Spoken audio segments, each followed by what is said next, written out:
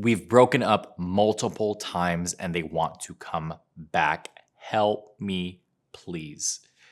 Hello, guys, and welcome to Love Advice TV. If this is your first time visiting the channel, then welcome. Make sure you're hitting the subscribe button so you can join the community.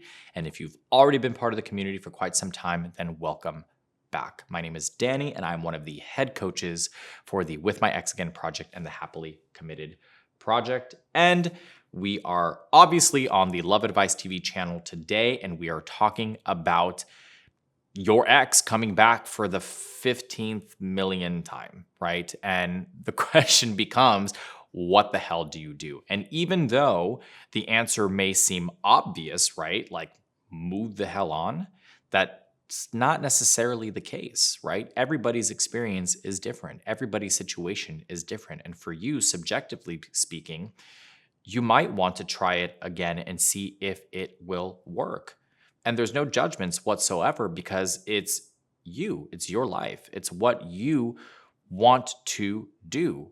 But there are a few things that I want you to take into consideration before you jump in or make a decision, right? And the first thing that you want to do is reflect. Take a minute, take space, right? If previously you have followed a specific pattern in regards to breaking up and getting back together, breaking up and getting back together, sit back and reflect on that pattern. Is this fitting the same pattern? And if it is fitting the same pattern, then the next question becomes, what's going to be different this time around? What will change? Did you set needs and expectations before? And if you did not, are you willing to do that now? A, and B, do you even know what you need and you expect out of this relationship? And the reason for why I'm saying that and why it is so important is because trust is going to be a huge factor here. The trust has already been broken multiple times. And even if you want to give it another go, there's still a part of you, either on a conscious or a subconscious level, that does not trust it. So you're going to need some form of actions, of consistency, of verbal reassurance that things will not be the same as they were before.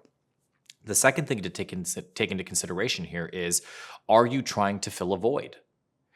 Is there something that you feel is currently missing from your life? Are you longing for a relationship? And if you are, and you've put yourself out on the dating market and you feel like you've had a string of failed dating attempts and now your ex is coming back and it feels like the right move because it's a comfortable thing to do, because you know it and you're familiar with it, is it the best thing to do? It's really about asking yourself a series of questions to evaluate where you are mentally and emotionally, and if the dynamic will be different this time around, right? And the third thing here is, if you do take them back, right? If you do decide, you know what, I'm going to give this a chance, this will be the last chance, but I want to see and make sure that there are no stones that are not unturned, right? There's three things that I would recommend. Number one is communicate your needs and expectations, as I mentioned before. So what are those needs and expectations? What patterns of behavior were you not a fan of in the previous relationships or relationship? And what do you want to see different? What are your non-negotiables, right?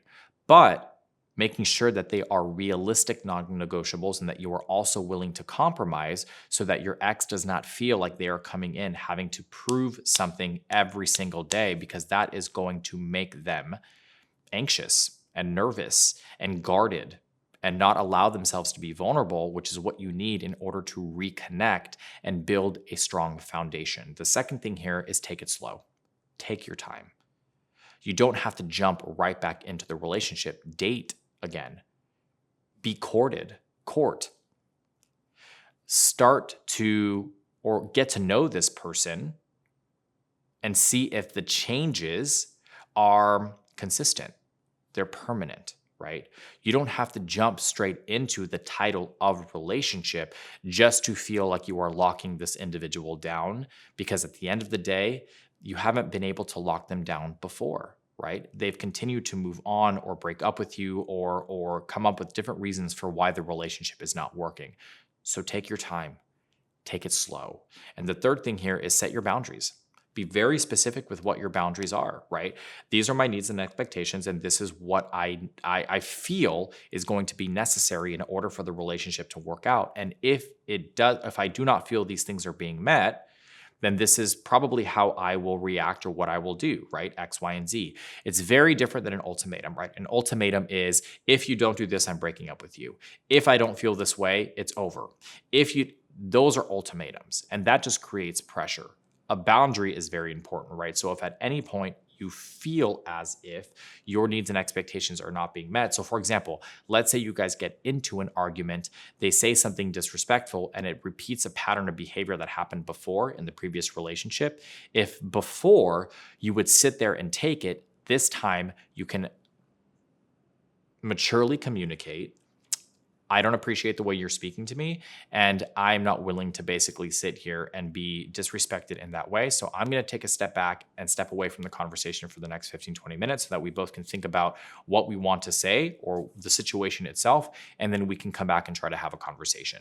That is a healthy boundary. And if you feel like you struggle setting boundaries, I am more than happy to help you do that, because that is an incredibly important part of building a healthy and sustainable relationship. So again, if you feel like you need help, if you feel lost, if you feel like you need answers or maybe a different strategy to try to navigate this situation, I would highly recommend booking a one-on-one coaching session. I guarantee you it will change your life. It'll change your perspective and it'll change how you approach the situation. So I will put a link in the description box down below to book your one-on-one coaching session. And you can just go directly to that link, click on it, and it'll take you right to the booking page. That being said, also let me know how you're feeling. Let me know what your experience has been. Maybe you have already been through this before and you utilized a different strategy or you approached this a little bit differently and it worked for you or it didn't work. Whatever the case may be, leave a comment down below. I love to interact with you guys in the comment boxes. I try to answer as many questions as I possibly can, because at the end of the day, this channel, this community was made for you. So your opinions and your experiences matter. Again, my name is Danny. I'm your life and relationship coach. I hope you're staying happy and healthy. I hope you found this video helpful, and I'll see you in the next video.